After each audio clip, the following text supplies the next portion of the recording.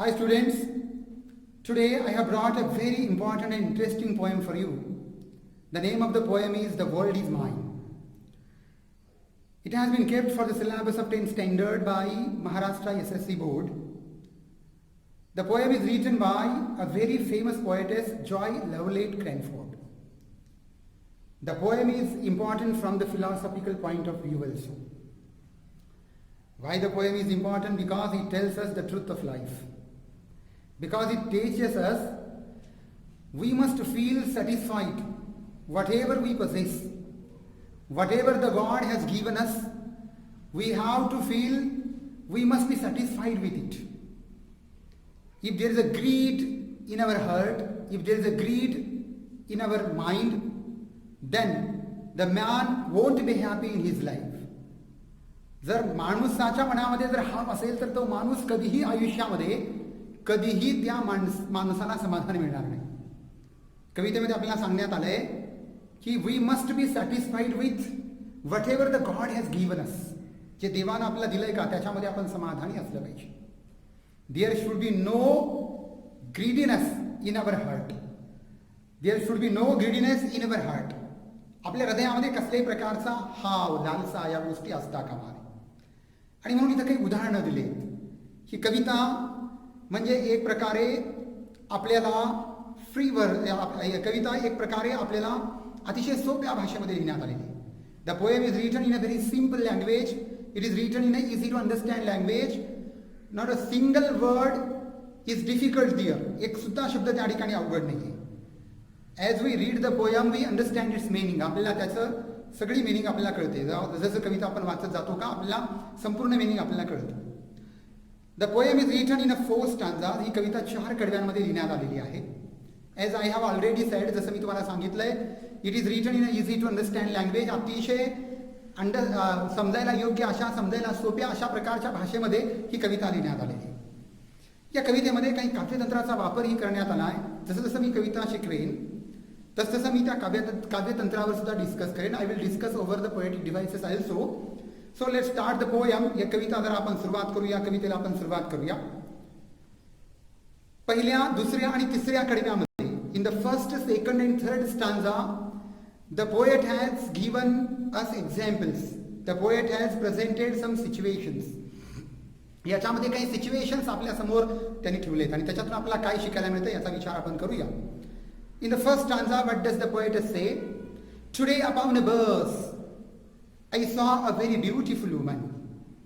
आज ना एका बसमध्ये जात असताना, while traveling by bus, बसमधून जात असताना कवयित्री असं म्हणते, I saw a beautiful girl, a beautiful woman.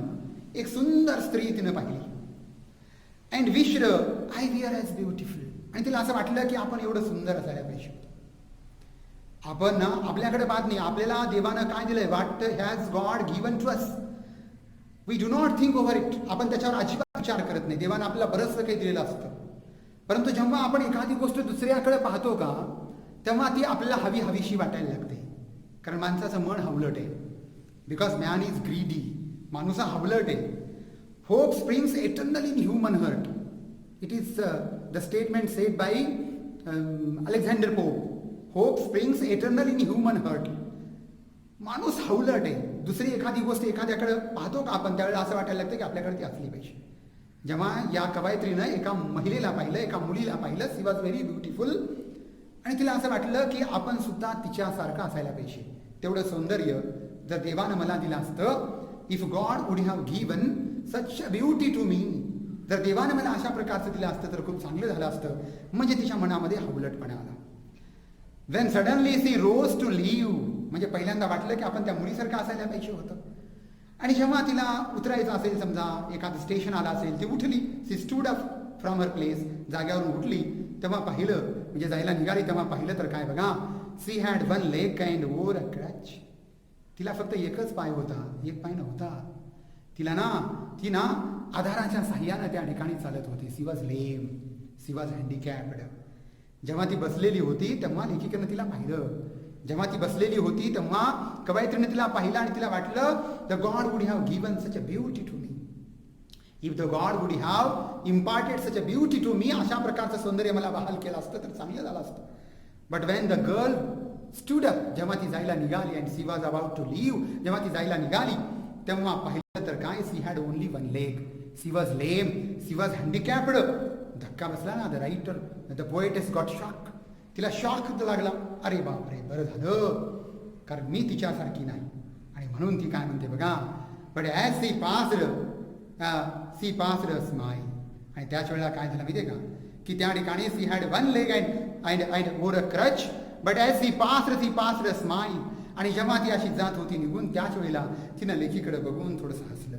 ती लेखिकेकडे बघून, त्या कवयित्रीकडे बघून ती जरा हसली. She passed a smile, oh God forgive me when I लाय.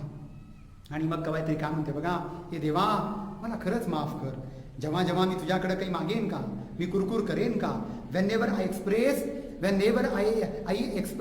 जेव्हा जेव्हा मी व्यक्त करेन, जेव्हा जेव्हा मी ना कुरकुर करेन, जेव्हा जेव्हा ना मी काहीतरी मागेन त्यावेळेला मला माफ कर.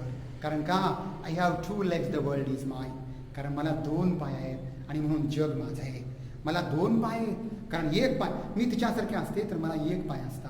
आणि if I would have a 1 leg, जर माझ्याकडे 1 लेग असता तर it would be very difficult for me to survive.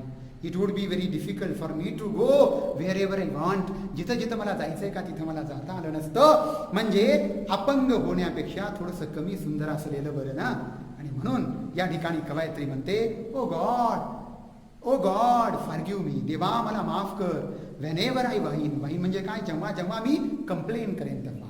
Wien ever I will make complain, जेव्हा जेव्हा मी कंप्लेन करेन. वाईनचा अर्थ होतो कुरकुर करणे, हा आवाज व्यक्त करणारा शब्द आहे. What I am going to tell, what I have told you, wine is the word which conveys the sound in which it is used. हा जो शब्द आहे का, हा शब्द आवाज व्यक्त करणारा शब्द असल्यामुळं the poetic device onomatopoeia is used here. या ठिकाणी आपला ओनोमॅटोपो हे पोएटिक डिव्हाइस वापरण्यात आलंय.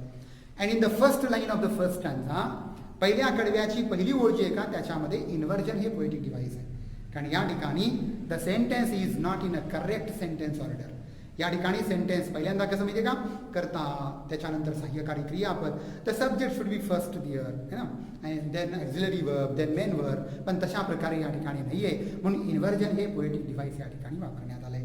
म्हणजे पहिल्या कडव्यामध्ये आपल्याला कळतं पहा, की पहिल्यांदा असं कवयित्रीला वाटलं की आपण तिच्यासारखं सुंदर असायला पाहिजे होतं. पण जेव्हा ती उठली, when she stood up, जेव्हा ती उठली, then the poetess saw that she was lame, and at that time she thanked God. She said, forgive me God, मला माफ कर देवा, जेव्हा जेव्हा मी अशी तक्रार करेन तेव्हा. म्हणजे आपल्याला काय शिकायला मिळतं, what lesson do we learn from this first stanza? जे काही आपल्याला देवानं दिलंय का, त्याच्यामध्ये आपण समाधानी असलं पाहिजे. We must be satisfied in whatever we have, in whatever the God has given us. जे काही आपल्याला देवानं दिलंय का, त्याच्यामध्ये आपण समाधानी असलं पाहिजे. I am moving towards the second stanza. In the second stanza, the poetess says, and then I stopped to buy some sweet. आणि मग एका ठिकाणी कवयित्री थांबली. Why did she stop there? She wanted to buy sweet. तिला काही sweets घ्यायचे होते, तिला काही मिठाई घ्यायची होती, विकत घ्यायची होती. And that's why she stopped there. त्या ठिकाणी ती थांबली. The lad who sold it had such a charm. आणि जो मिठाई विकणारा मुलगा होता का, the lad it means boy, the boy who was selling the sweets, तो जो मिठाई विकत होता का, he was charming, he was handsome, he was very charming, तो ही वॉज व्हेरी अट्रॅक्टिव्ह, तो दिसायला चुणचुणीत होता, दिसायला आकर्षक होता, चांगला होता. आय टॉक्ड विथ हिम, त्याच्यामुळं कवयित्रीने त्याच्यासोबत चर्चा केली. दोघांमध्ये चर्चा झाली. There was a conversation between them. त्या ठिकाणी चर्चा झाली. आणि चर्चा, ही सीम्ड सो ग्लॅड, तो एवढा आनंदी वाटत होता, तो मुलगा एवढा आनंदी वाटत होता, त्यांच्यामध्ये चर्चा झाली, आनंदी वाटत होता. इफ आय वियर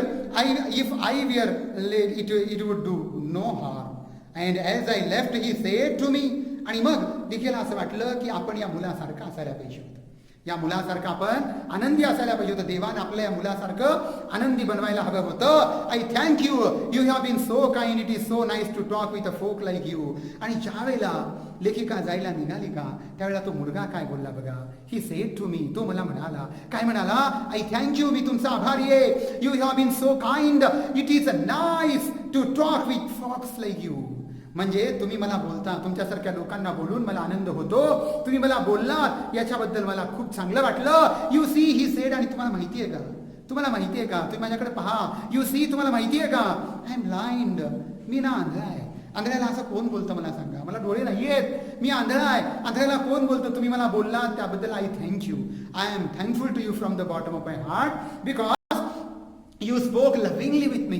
तुम्ही माझ्यासोबत प्रेमानं बोललात. I am blind, I can not see, I am not able to see, मी पाहू शकत नाही. आणि त्याच वेळेला कवायत्री असं म्हणते बघा पुन्हा एकदा, oh God forgive me when I whine, forgive me, हे देवा मला माफ कर, whenever I make complaints, जेव्हा जेव्हा मी तक्रार करेन का, मला खरंच माफ कर. मला आता थोड्या वेळापूर्वी असं वाटलं होतं, इफ जर समजा if I would have become like that boy, मी या मुलासारखी आनंदी असते, मी त्या मुलासारखी चुणचुणीत असते तर बरं झालं असतं. परंतु मला माहिती नव्हतं दॅट ही इज ब्लाइंड, तो ब्लाइंड आहे. म्हणजे मला डोळे दिले, देवानं मला डोळे दिले, त्याबद्दल मी समाधानी आहे. मी देवाचे आभार मानायला पाहिजे.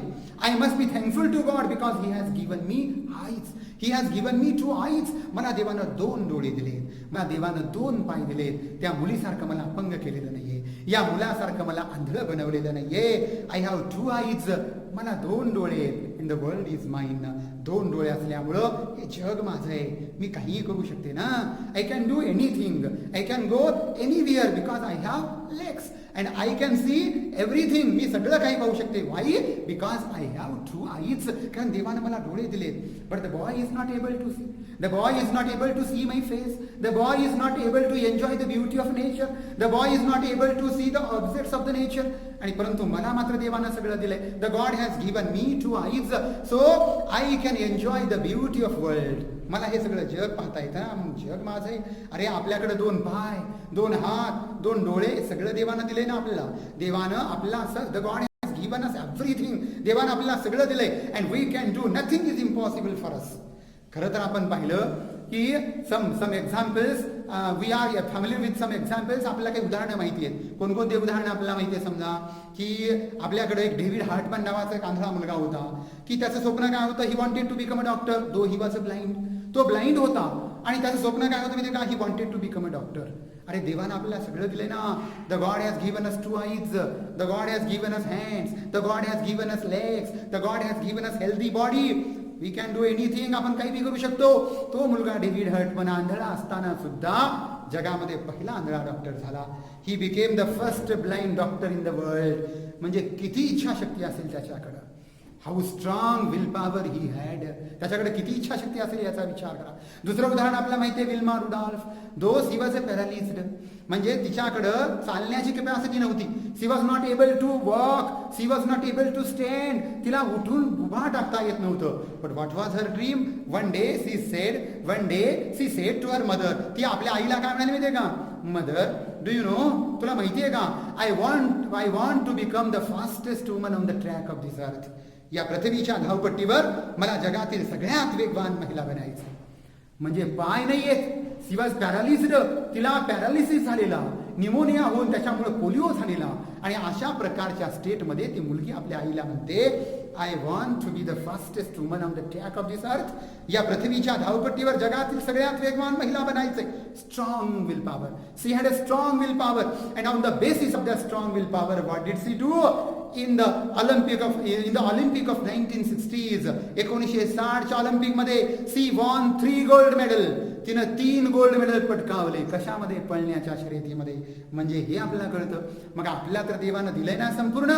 अरे त्यांच्याकडे नव्हतं तर त्यांनी ते करून दाखवलं. देवानं आपल्याला सगळ्यांना दिलंय. And that's why my students, मी तो विद्यार्थ्यांना मला सांगायचंय, देवानं आपल्याला सगळं दिलंय. म्हणजे the God has given us legs, he has given us healthy body, so we can do anything in the world, we can achieve anything. म्हणजे आपण काहीही मिळवू शकतो.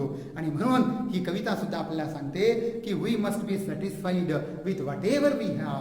आपल्याकडे जे काही असेल का त्याच्यामध्ये आपण समाधानी असायला पाहिजे. In the third stanza, later while walking down the street, रस्त्यावरून चालत असताना आय सॉ अ चाइल्ड, आणि तिने एक लहान लेकरू पाहिलं, एक मुलगा पाहिला. एक लहान लेकरू पाहिलं.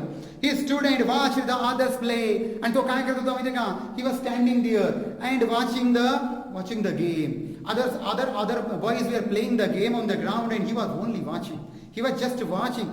He was not participating in that game. तो मात्र त्या ठिकाणी सहभागी होत नव्हता. He was just watching. He was just observing. तो फक्त त्या ठिकाणी पाहत होता, निरीक्षण करत होता. But he did not know what to do. पण त्याला कळत नव्हतं काय करावं. तो त्या ठिकाणी फक्त त्या ठिकाणी काय करत होता? पाहत होता. तो फक्त पाहत होता. आणि त्याच्यानंतर I stopped a moment and then I said, थोडा वेळ त्या ठिकाणी लेखिका थांबली. I stopped for a moment, थोडा वेळ थांबली आणि त्या मुलाला काय म्हणते बघा लेखिका, तिने काय सांगितलं? Why don't you join them dear? तू का बरं त्यांच्यामध्ये सहभागी होत नाहीस बेटा? तू का बरं जात नाहीयेस? Why don't you join the game? Why don't you go there to join them? त्यांच्याकडे का जात नाहीयेस तू? का खेळत? Why aren't you playing? का बरं खेळत नाहीयेस बेटा तू? तिने विचारलं त्या मुलाला विचारलं. आणि या ठिकाणी शेवटी ना प्रश्नार्थक चिन्ह आहे. म्हणून इथं पोएटिक डिव्हाइस वापरले बघा, एक्सक्लेमेशन. या ठिकाणचं पोएटिक डिव्हाइस कोणतं आहे? एक्सक्लेमेशन. लक्षात ठेवा. इथं या एक्सक्लेमेशन, इंटरॉगेशन.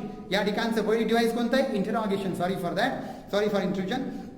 या ठिकाणचं शेवटला आपल्याला त्या ठिकाणी प्रश्नार्थक चिन्ह असल्यामुळं, तिथं ना क्वेश्चन मार्क असल्यामुळं त्या ठिकाणी इंटरॉगेशन हे पोएटिक डिव्हाइस इथं वापरलेले बघा. Dear he looked ahead without a word. आणि तो त्या ठिकाणी त्यानं पाहिलं, कसलाच आवाज नाही, काही नाही, तो काही बोलत नव्हता. There was no response from that boy. She was asking, ती त्याला विचारत होती, why don't you join them? तू का बरं जात नाही? And only he was looking towards the lady. He was not responding.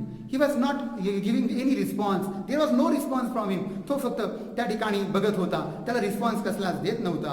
I forgot he couldn't hear. आणि तेवढ्यात तिच्या लक्षात आलं, अरे ह्याला तर ऐकायला येत नाही. म्हणजे तिला कळलं, she realize that he is a deaf. He is not able to listen. He is not able to hear. त्याला ऐकायला येत नाही. म्हणजे ही हॅड नो इयर्स. त्याला कान नाही येत. असून काय फायदा आहे? If they are not functioning. जर काम करत नसले तर मला सांगा असून काय फायदा आहे? आणि मग तिच्या लक्षात आलं की हा बहिरा आहे. He is deaf. Oh God forgive me when I whine. आणि म्हणून ही लेखिका म्हणते, जर माझ्याकडून कधी तक्रार झाली आणि मी तुम्हाला तक्रार केली, देवा मला माफ करा, कारण माझ्याकडे आय हॅव 2 इयर्स. मला 2 कान दिलेत देवानं. The world is mine. मी हे जग जिंकू शकते ना. हे जग माझं आहे. देवानं मला 2 पाय दिले. देवानं मला 2 डोळे दिले. देवानं मला 2 कान दिले. याच्या सहाय्याने मी काहीही करू शकते. The God has given me 2 legs. The God has given me 2 eyes. The God has given me 2 ears. So with the help of these organs I can do anything. I can achieve anything. I can fulfill my dreams. I can achieve my aim. मी काही करू शकते. And in the final stanza, which is the small stanza, हा सगळ्यात small stanza आहे बघा. What does the poet say? With legs to take me wherever I would go. हे पाय आहेत मला आणि या पायाच्या सहाय्याने मी कुठेही जाऊ शकते. With the help of these legs, I can go anywhere where I wish to go. जिथं माझी जायची इच्छा आहे का, हे पाय मला घेऊन जातात. पाय महत्वाचे आहे माझ्यासाठी. The legs are more important than beauty. म्हणजे कसं दिसतो याच्यापेक्षा माणूस हा सुदृढ असणं खूप गरजेचं आहे. The man should be healthy. आणि म्हणून ही लेखिका काय म्हणते बघा, ही कवयित्री काय म्हणते बघा. The poets what does she say? ती काय म्हणते पहा. With legs to take me wherever I would go. मला जिथं जायचंय तिथं माझे पाय घेऊन जातात. With eyes to see the sunset glow. I can observe. I can enjoy the sunset. I can enjoy the sunset. The beautiful scene in the evening. सायंकाळी मला ना सनसेट पाहायला येतो. मला त्या ठिकाणी मला सनराईज पाहता येतो. I can see what ever I wish with the help of these eyes, because the God has given me eyes, and with the ears to hear what I would know. आणि जे काही मला हवंय का ते मी ऐकू शकते. I am able to hear, I am able to listen, I can get the knowledge, I can hear. If we don't have ears, जर आपल्याकडं जर हे नसेल का, कान नसतील का, तर तुम्हाला सांगतो आपल्याला बोलता सुद्धा येत नाही. त्याच्यामुळं कान महत्वाचे. म्हणजे listening is the skill which is very important in education. शिक्षणामध्ये सगळ्यात महत्वाचं आहे. Oh God, with loving family and friends to enjoy life. देवानं मला फॅमिली दिली. The God has given me a loving family. The God has given me friends and so I can enjoy my life. So why should I complain? Why should I whine? म्हणजे मी का बरं तक्रार करायला पाहिजे? तक्रार करता कामा नये. I must not whine. I must not make complaints. And so what does he finally say? Oh God, forgive me when I whine. हे वाक्य प्रत्येक स्टांझाला त्या ठिकाणी रिपीट करण्यात आले बघा. This sentence is repeated at the end of every stanza. प्रत्येक स्टांझाच्या शेवटीला म्हणजे त्या ठिकाणी त्याचं रिपिटेशन करण्यात आलंय. So the poetic device repetition is used here. Repetition हे पोएटिक डिव्हाइस या ठिकाणी वापरण्यात आलंय. I am blessed indeed, the world is mine. मी खरंच ब्लेस्ड आहे. I am blessed by God. देवानं मला सगळं दिलंय ना. The God has given me a healthy body. The God has given me all the powers. The God has given me all abilities. He has given me ability to see, ability to walk, ability to hear, ability to enjoy. Everything the God has given. So I am blessed, I am lucky, I am fortunate, and that's why the world is mine. So the poem is very important. Why the poem is very important? Because it teaches us a lesson. एक अतिशय महत्त्वाचा अशा प्रकारचा धडा आपल्याला कविता जीवनाचा देते की आपण जर आहे त्याच्यामध्ये समाधान मानलं तर आयुष्य सुखी होतं. आणि आपण जर समाधान नाही मानलं, बघा ना, if we must be happy in whatever we have, we must be satisfied with whatever we have. जे आपल्याला दिलंय का, जे आपल्याकडे आहे का, त्याच्यामध्ये आपण समाधानी मानलं पाहिजे. We must not be jealous. आपल्यामध्ये जिलसी जेव्हा येते का, तेव्हा मात्र आपण सुखी होऊ शकत नाही. म्हणून it is a bad quality of a human character. Jealousy is the bad quality of human character. Greed is the bad quality of human character. So satisfaction is essential. So in this way, the poem is very important. It is interesting, and I hope you have understood this poem and you are able to answer all the questions which will be asked in your exam.